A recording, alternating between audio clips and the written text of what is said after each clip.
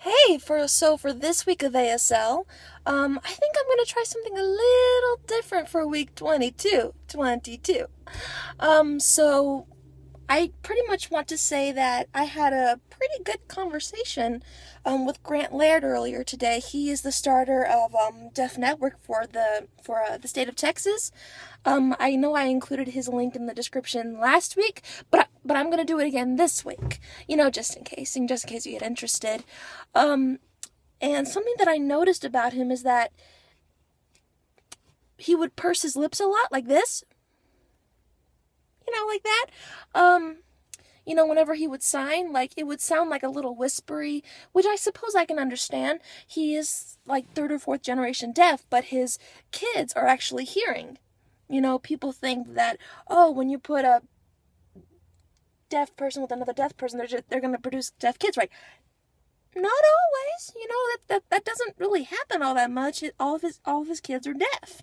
And he and I had a conversation about how my nephew is going to be born in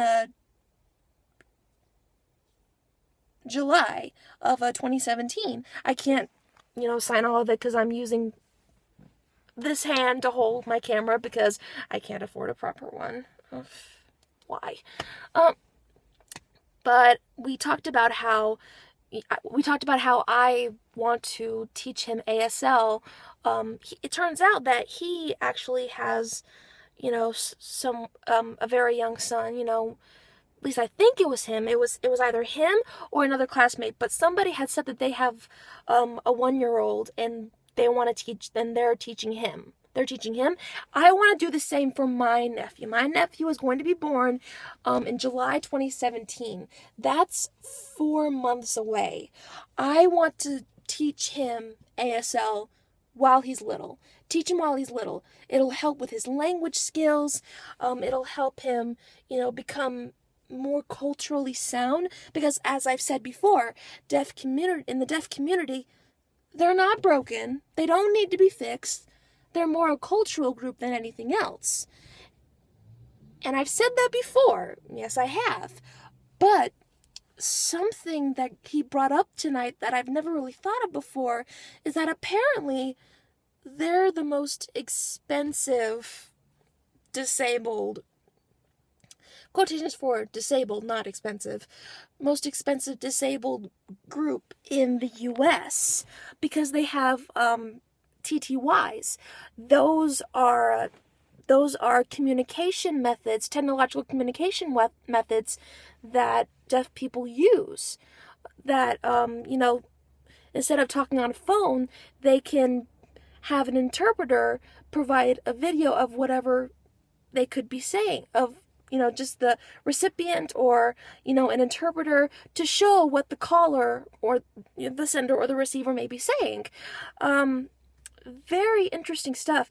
I asked him what alarm he uses, and he uses this light that he connects to his alarm clock, and when the alarm goes off, the lights go off. They flicker so that it's easy for him to wake up. And sometimes he uses a watch, sometimes he uses a vibrator in his pillow. He uses lots of methods. So I really would appreciate it, if we could dispel the myth that deaf people are helpless. They're not helpless. Hard of hearing people are not helpless. They have their own way of communicating and their own way of doing things, and that's great. It's not illegal, immoral, or indecent. Thank God, So those were just the main things that I wanted to say, just wanted to get that across.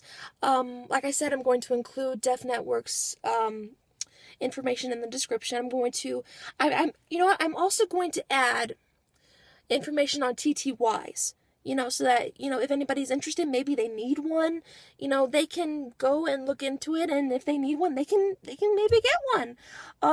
That's what I'll definitely be doing. But until then, next week, it's going to be back to classifiers. We're going to learn about classifiers again. This is the classifier for vehicle, for instance. So that's what we're going to be doing next week, now that our visit with Grant Laird of Texas Deaf Network has been said and done. So I can't wait. I will see you then. Take care.